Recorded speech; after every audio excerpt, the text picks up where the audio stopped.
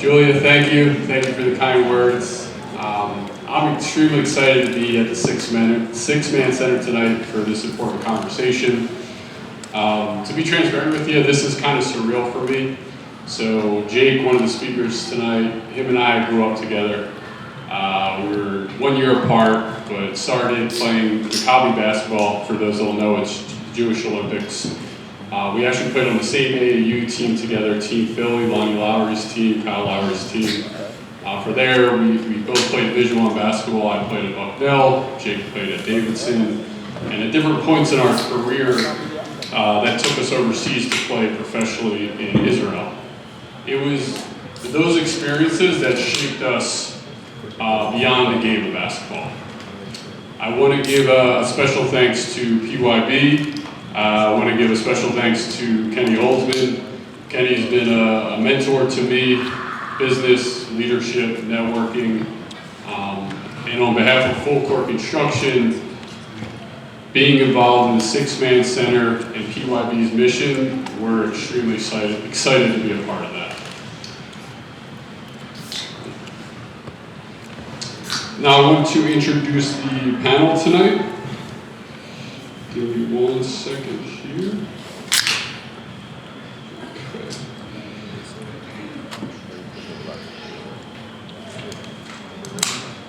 All right, so first we have Kenny Holdsman. He's the CEO and co-founder of Philadelphia Youth Basketball.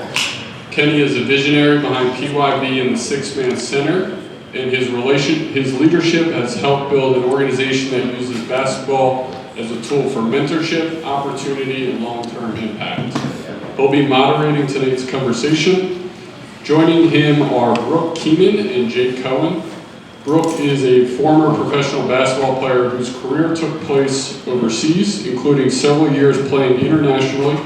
She's now a senior advisor at Keystone Municipal Solution and serves as the chair of the PYB board, continuing to lead and give back in powerful ways. Jake Cohen is a former professional basketball player, best known for his time with Maccabi Tel Aviv, Yalla Maccabi. Yalla. His international career, particularly in Israel, shaped both his game and his perspective, and tonight he'll be sharing lessons from his journey beyond the court. Please help me welcome Kenny, Brooke, and Jake. Good evening, everyone. This is going to be a really lively conversation. I've got like 6 or 8 questions for our distinguished panelists, and then there's got to be some time for audience question and interaction. Let me begin this way. One of PYB's values is around mentorship. And young people finding adults, or adults finding young people, and really pouring into the growth and development of adolescents and young men and women. So with that, Brooke, who have been, and then I'm going to turn the same question to Jake, the key adults, formative mentors who have made you you? It's probably a lot of people pick, but my mom, first and foremost. She was a single mom. She had my brother and I.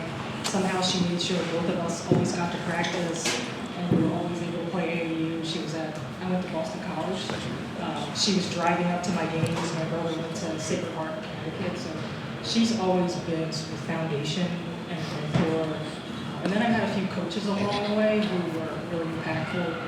One of my youth coaches who probably when I was similar age to most of you, my AAU coach, who even now when I finished playing, he was one of the first people I called who helped me figure out what was next after playing.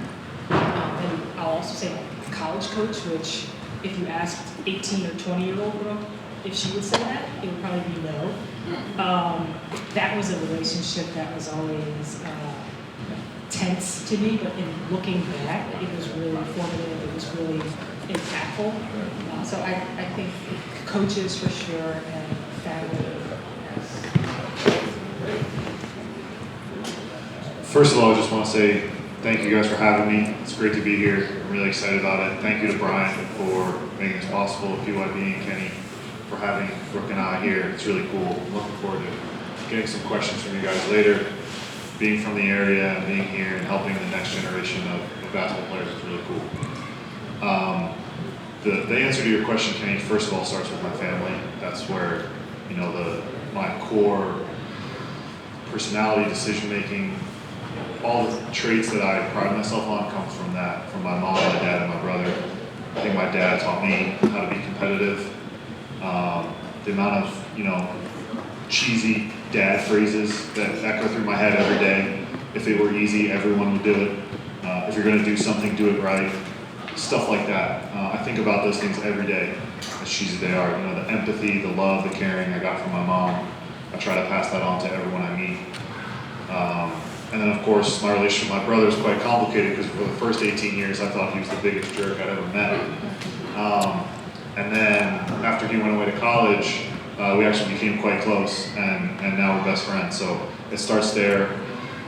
If I had to name everyone that was formative in my basketball career, we'd be here all night. But I think one thing that I have done really well is I've chosen the right people to be around me, to let their impressions be made on me, whether it was choosing Lonnie Lowry and that AAU team, Team Philly, as the AAU team I played for.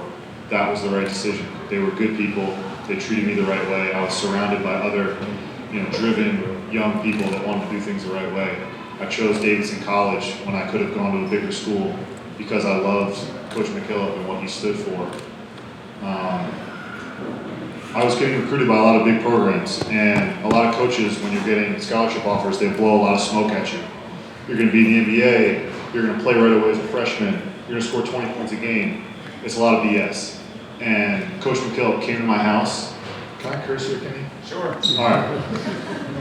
So forgive me, but these are not my words. Coach McKillop, he's from Queens, New York, and he's old school. And he's in my house, and he goes, "Jake, if you come to Davidson College, I'm gonna kick your fucking ass." And I love that. Like, that was direct. He didn't promise me anything. All he said was, "I'm gonna make you really good." And this is exactly what I wanted to hear. So he had a huge part of taking me from an 18-year-old boy, and when I graduated, I was a 22-year-old man, ready for the world. So there's a lot of people like that, but that whole, you know, decision-making process of who to be around, how to identify those things in people around me, that of course starts with my family.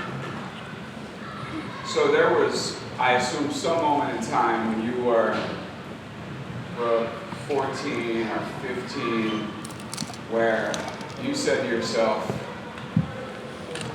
"I'm really good, and I think I someday have a shot to be a professional basketball player." I assume that happened sometime youth high school or early college. Give us like the circumstances when you thought the big dream of being a professional basketball player was actually a dream that you could realize and grab hold of. Yes, I definitely wasn't 14 or 15 thinking I would be a professional basketball player. I didn't even really think about a scholarship until I was maybe a sophomore in high school. I think things maybe were a little bit different when I was playing, and now there's maybe more pressure to prepare to get a scholarship earlier. I just played, and I really love to play. And when I got to college, my career was more of an upward trajectory. You know, my freshman year, I didn't play. I alluded to my relationship with my coach, and we figured it out along the way. But we were certainly not the most aligned player-coach relationship ever.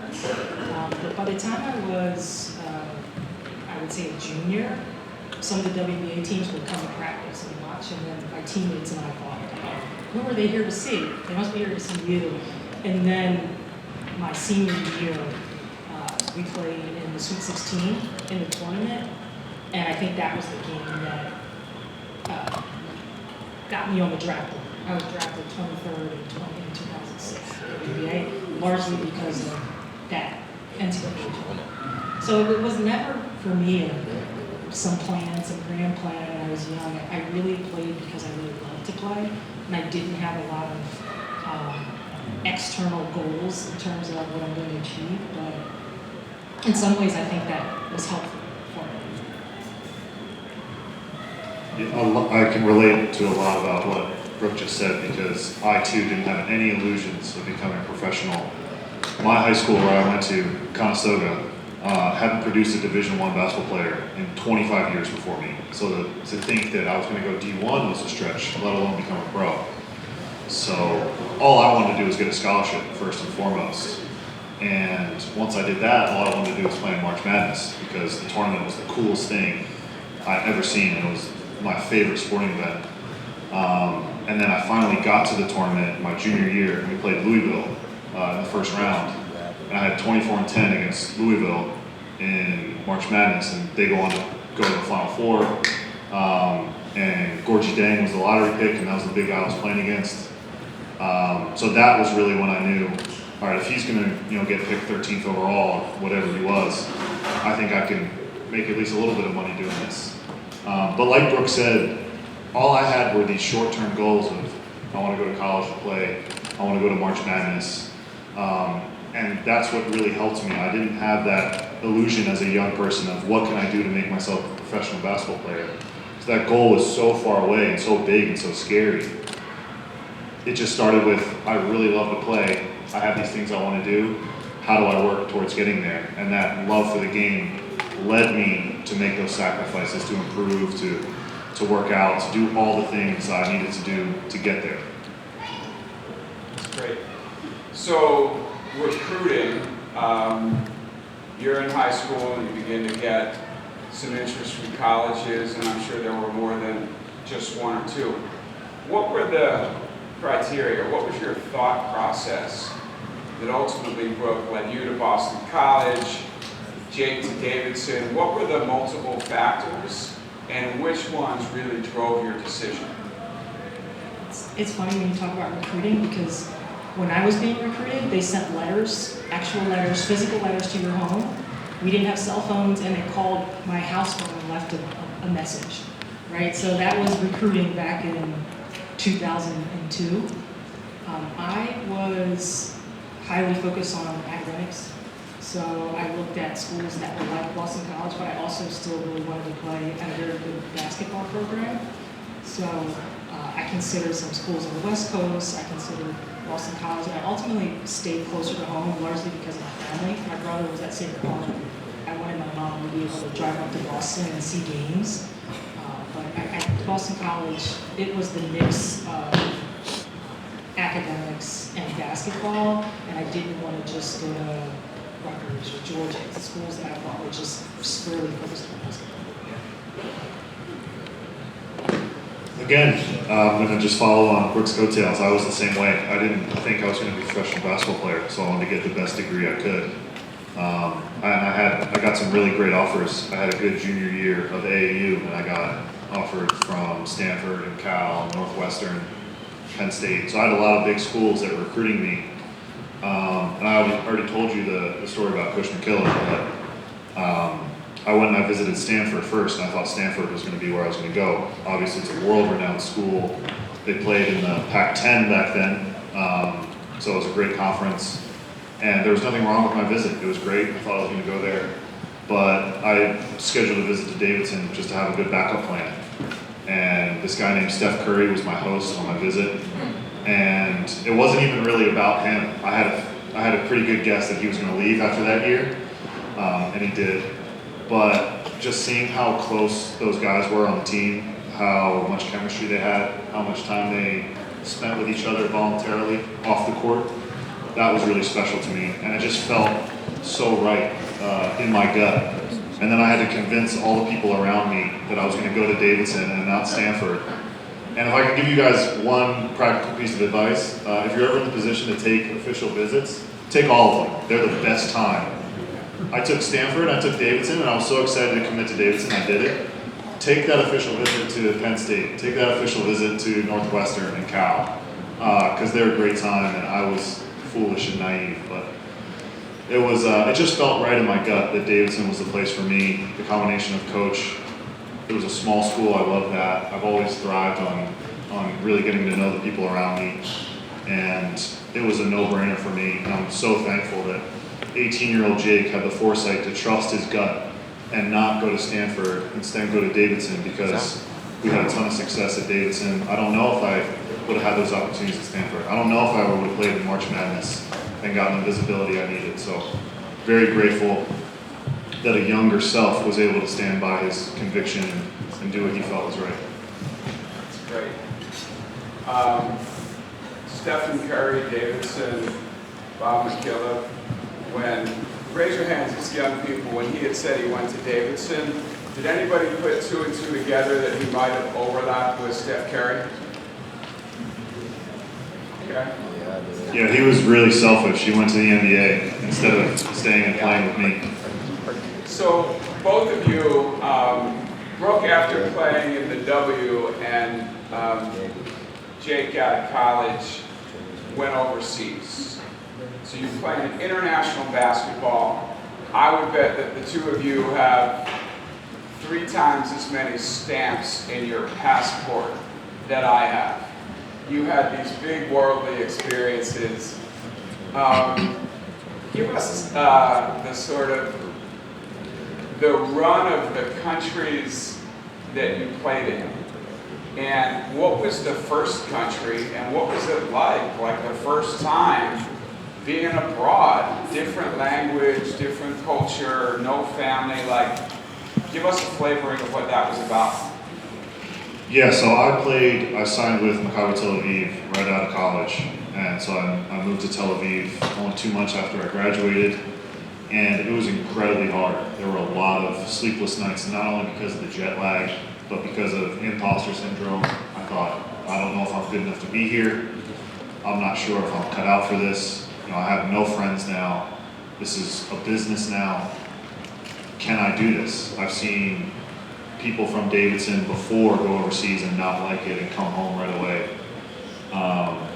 So I was on the phone with my dad a lot in those first 2 or 3 weeks. And he talked me through a lot of those things because it is really hard. You get thrown into the deep end. You're in a new country with new customs and new language.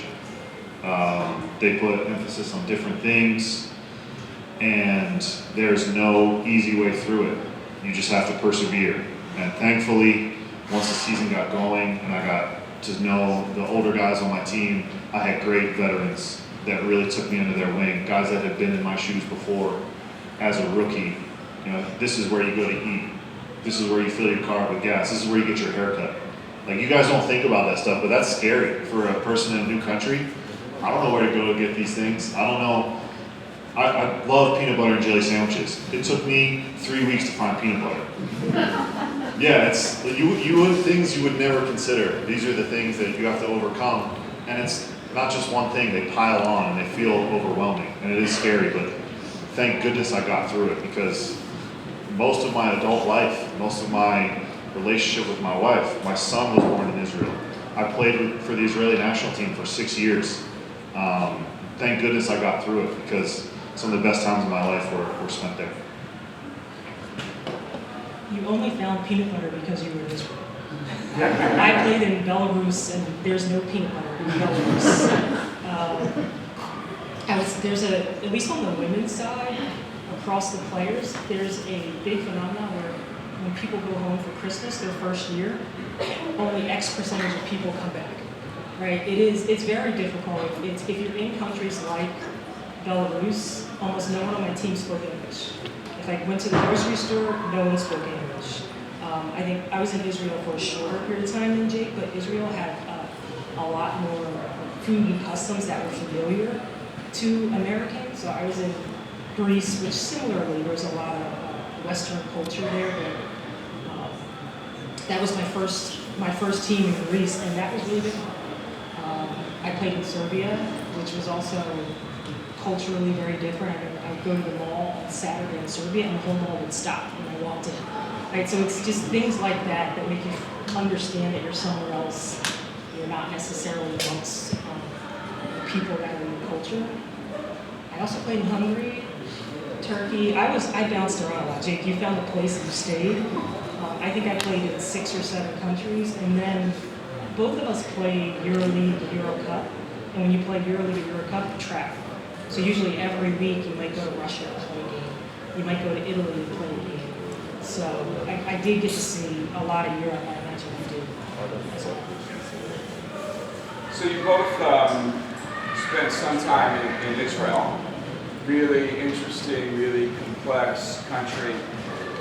And Brian, you played in Israel as well. How did you immerse in understanding like the culture, the political complexities, and then part two, what was like going on in the region during the times when you were there? Was there peace? Was there conflict? Was there war?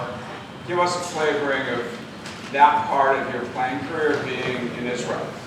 I'll be brief. I was in Israel at the very end of my career for just a few months, and I did not have a lot of insight into well, it wasn't a big part of my life. Some things are really apparent, right? You go to a public place or you get on the metro and people are armed. Stuff you don't see in this country makes you know you're somewhere else. I would love to get back to Israel so I could understand a little more about the culture. And it was also the end of my career, so I was in a space of sort of bittersweet, right? What am I going to do next? I'm finishing playing and didn't get to know Israel enough, but I'm sure Jim. Yeah, it's an amazing place, and unfortunately, it's been, in conflict for as long as it's existed. I've been pretty much from the very first time I went, there was always something happening. The first summer I was there in 2013, rockets were fired from Gaza into Israel over there. In the middle of practice, we had to get off the court and go down into the shelter. And it didn't really feel real to me at the time. Like, it just seems like this abstract thing. And for a long time, during the beginning of my career, it was pretty quiet. And then I was in Israel October 7th, 2023. And that changed our whole season, how we went about everything. We moved our entire operation to Belgrade, Serbia, because no teams would come to Israel anymore. I was in Israel this past June when Iran was sending intercontinental ballistic missiles at us, and me and my family fled to the countryside and then eventually got out of the country. So I have seen some stuff. I have carried my kids to the bomb shelter and you see missiles in the night sky. And let me tell you, when you sign up to be a basketball player, you don't think you're going to be going through stuff like that. But because of all my time there, because of the people I had grown to meet, the connection I had made to the country, not only because I'm a Jewish person, but because of those relationships, the people I played with on the national team, the people I played with in Israel. By the way, of all creeds and colors, I played with Muslims, I played with Christians, I played with atheists in Israel. It's a very special place to me, and especially my time on the national team. For the beginning of my career, I stayed fairly separate. I thought of myself as an American, even though I had an Israeli passport. And it was only until I really started to play for the national team that I thought, I really need to dive in here. This is a place that I love, these are people that I love, and I need to commit. So that's when I really started to learn Hebrew. I thought that if I'm playing for the national team, I don't want them to have to speak English around me, because these are guys they played with, their meetings should be in Hebrew, their team meals should be in Hebrew. So that's when I actually, got off my butt and learned some Hebrew, and thankfully, in a short period of time, we were able to do all the meetings and stuff in Hebrew. But it's a wonderful place. If you guys ever have a chance to go, please do. Now is an incredible time to go because everything is quiet and peaceful and cheap because they need tourism. So it's a wonderful place. I have lots of great recommendations. Just from a lifestyle point of view, you have this amazing, wonderful world capital right on the beach. It's very similar to Miami or Barcelona in that you have beach culture. You have some of the best food in the world. I was just there a couple weeks ago to visit, and man, I miss the food.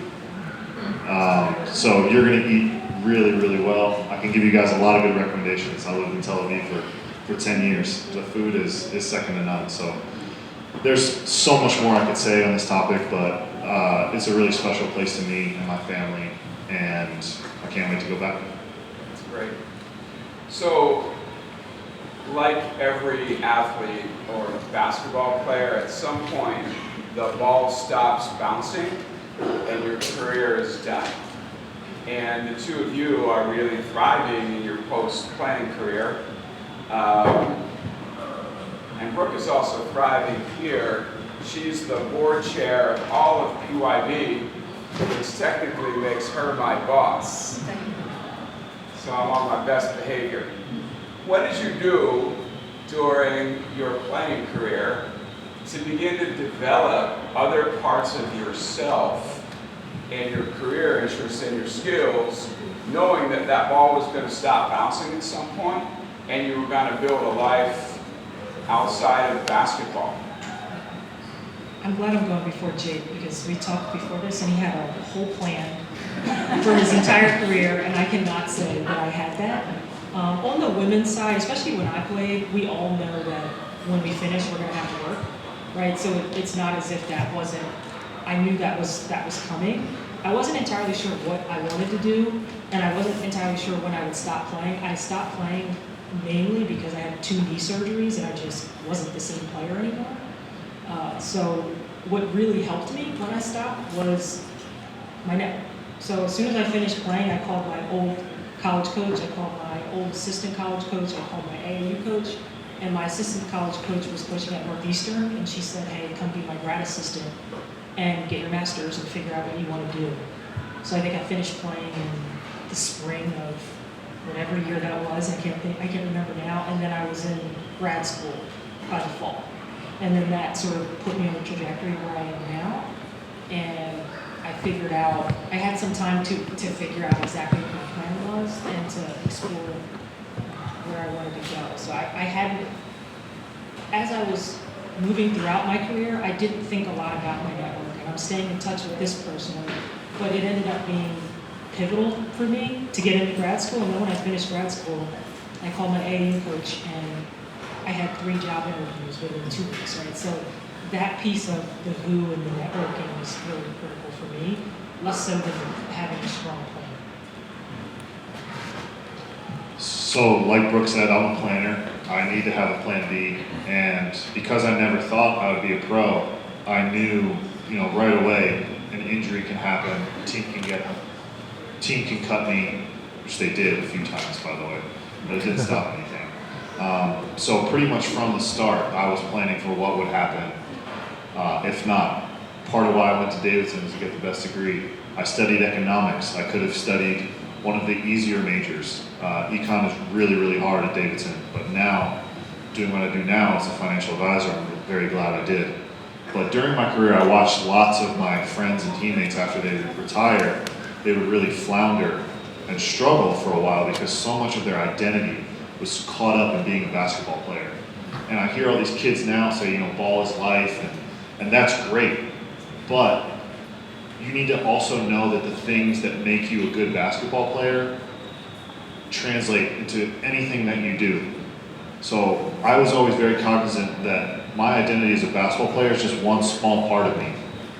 I thought of myself more as a hard worker, as a constant learner, as a team player, as empathetic.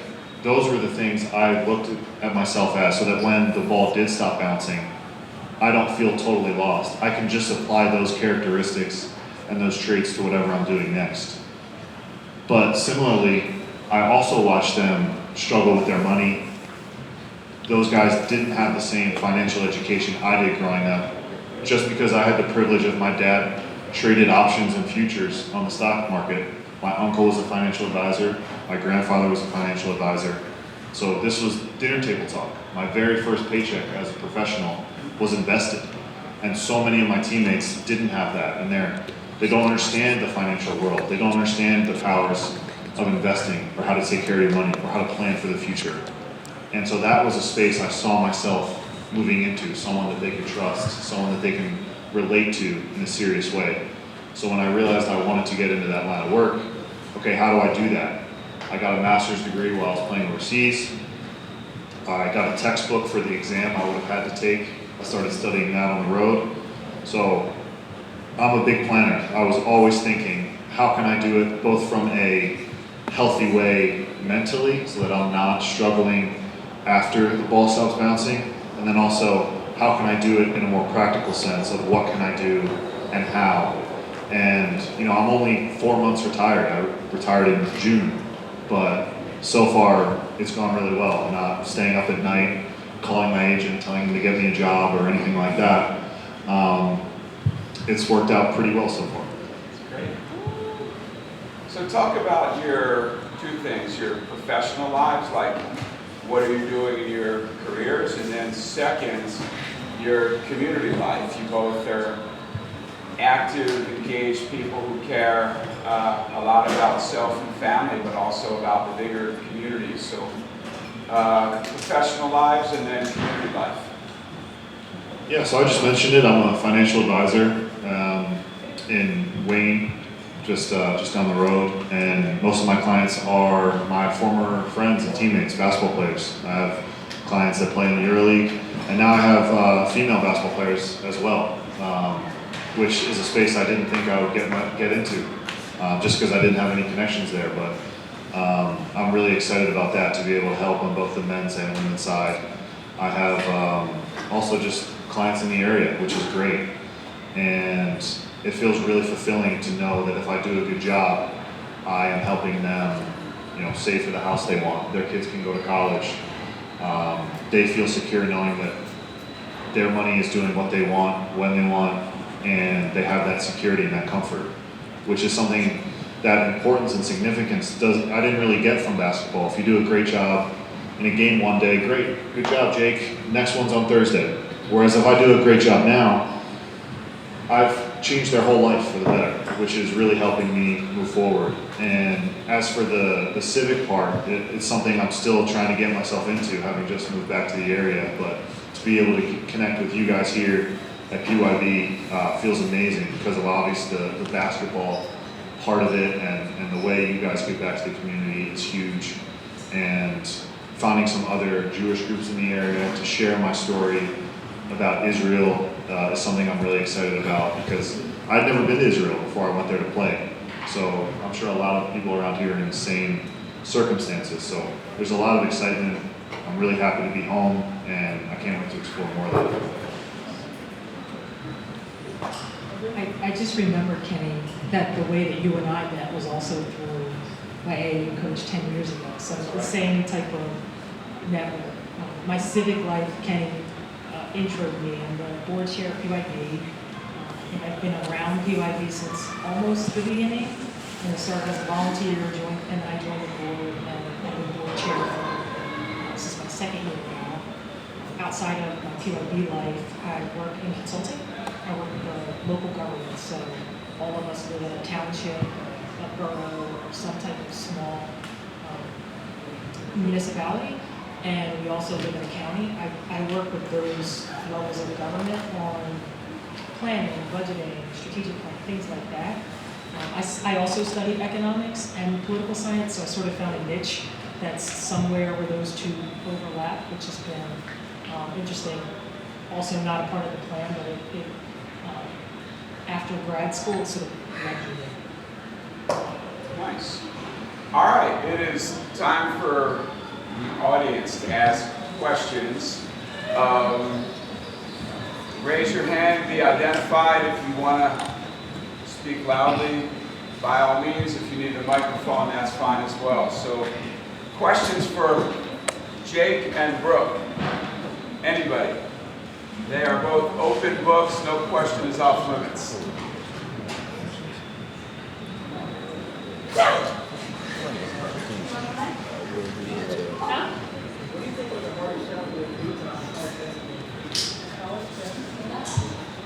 He said, what do you think is the hardest challenge playing college basketball?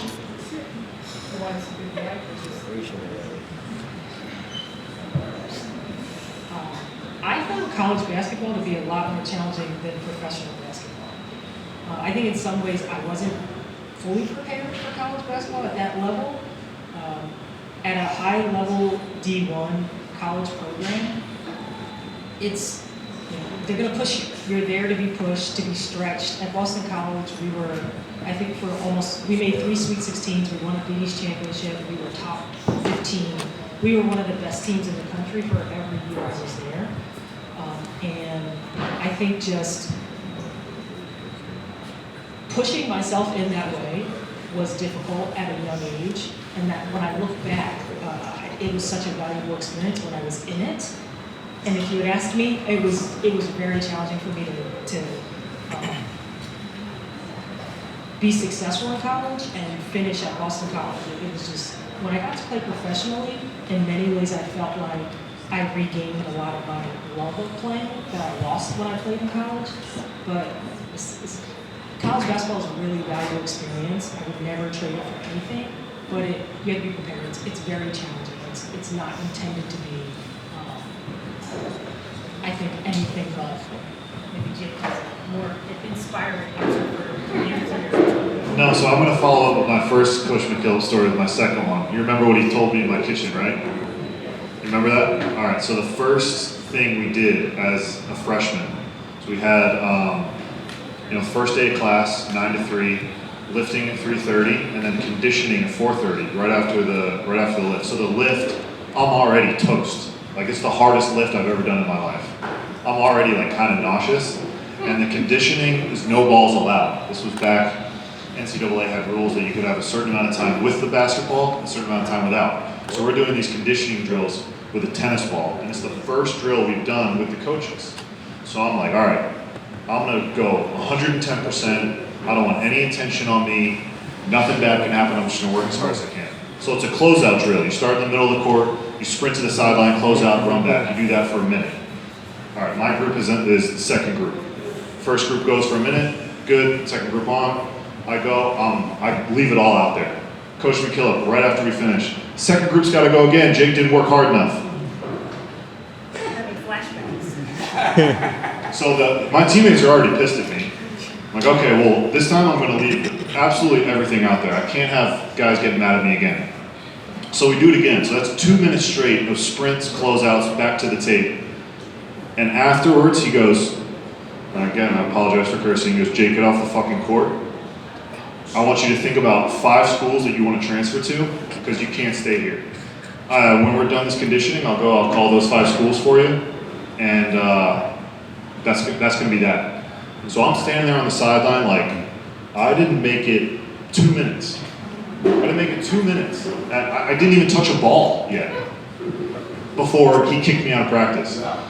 At Davidson, if you get kicked out of practice, the captain on the team can try to bring you back a little bit later, and that's, bless his heart, he tried to do that. And like as soon as I stepped foot over the sideline, get the fuck out of practice. So I didn't do the whole conditioning. I was done. So this is the biggest adjustment in college. Everything worked out fine. I ended up winning freshman of the year that year. I didn't transfer. But this is the challenges. This is the way you're going to get pushed when you're in college. And it's not going to be easy. I would go to sleep my freshman year with Coach McKillop's voice in my head. Like he would be in all my dreams. There was no escaping that. This is the kind of things, if you want to achieve those levels, this is what you do. He was absolutely right. He pushed me to levels I didn't know I could go to. And it's only because of those things that I was able to play professionally for 12 years, that I was able to make good money in my career, that I was able to provide for my family playing basketball.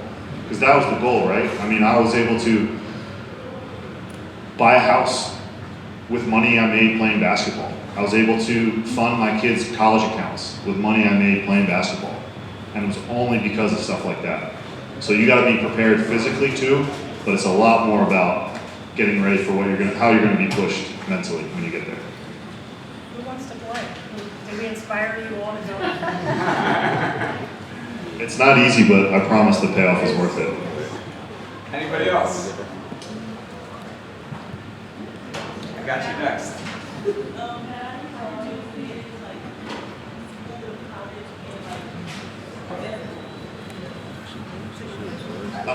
Not well at first.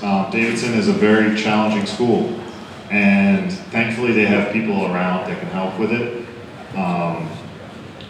As a freshman at Davidson, you have to go to study hall every night, and then if you do well enough your first semester, you don't have to go anymore. So I really like that, just having that designated time to do it, and that's actually where I met my wife. So it's turned out to be a pretty good idea. Yeah, it's pretty cute, huh? Yeah, so it was not easy. There's a ton of time management that goes into it too, because not only do you have things like the story I just told, where you're getting pushed to new levels, you also have professors that don't care what you just went through. They still want your work done. They want their stuff to be important too.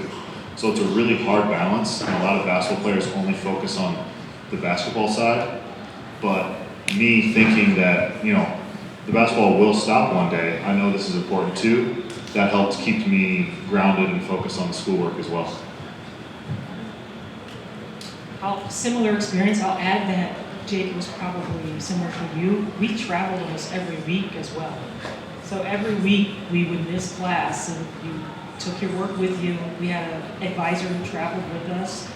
And then we had a whole staff, so we had support staff, but it wasn't easy.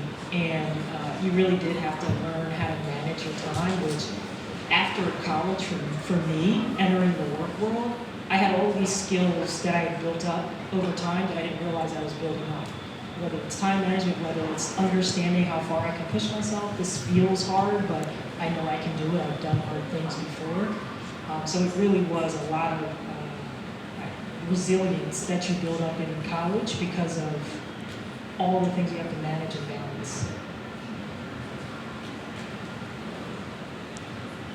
I think it's,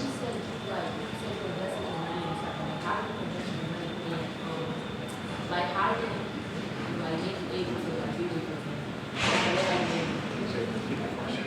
Yeah, can you repeat that a little louder, please? You said that you were able to like invest your money in a certain way to give you money. How did you? Well, I had help. My uncle was my financial advisor. He was a professional. So the very first time I started making money, I had the people around me to show me how it works to let that grow. And now what I do is I do that for other people. I've learned a lot over my years as a professional player, and now I'm learning from the people around me in my firm. But it's a huge process, just like learning how to become a great basketball player. It takes constant learning. It's this whole different puzzle you need to figure out. What does your time horizon look like? What does your risk tolerance look like? It's a whole, we can do a whole separate talk on how to invest your money properly. Yeah. So I just did financial literacy seminar for EuroLeague basketball players, guys that I used to play against. And I'll see if I can get you a link to the next one. And you can get on board. I love that you're asking that already at your age. That's amazing. How do you both handle pressure from your teams and coaches? Sorry, could you repeat that? Did you say pressure from our teammates? And coaches. You have to be resilient, right? So it was, at a young age, for me, it was new.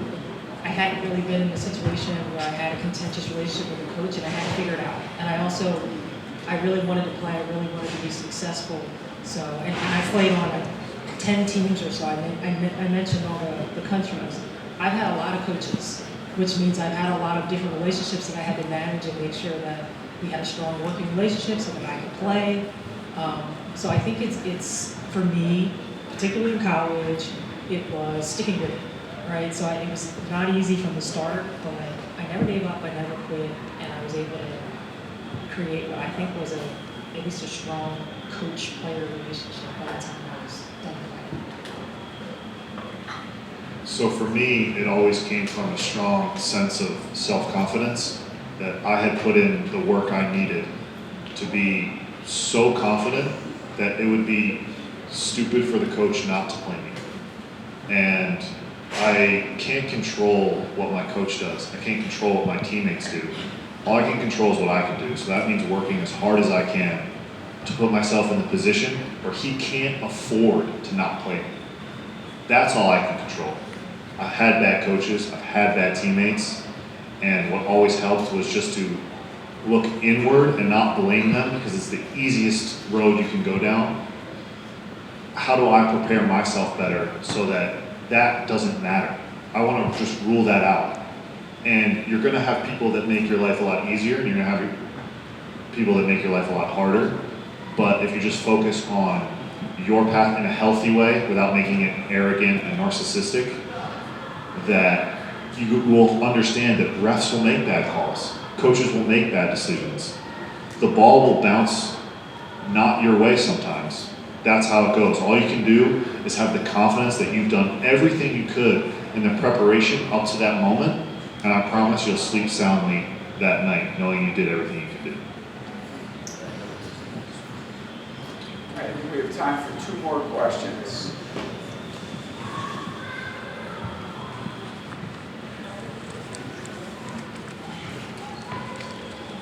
If there's no question, Brooke and I played for the same club in Greece actually, and I just thought it was a funny story because when I played in Greece, there was a new owner that year, and the club we had played for was notorious for not paying their players. And this happens quite a bit in Europe, where teams are late, they don't get paid. It's a lot sketchier than it should be. But thankfully, my team paid on time every month. And then I found out that summer that he was a criminal and he was laundering his money through the club.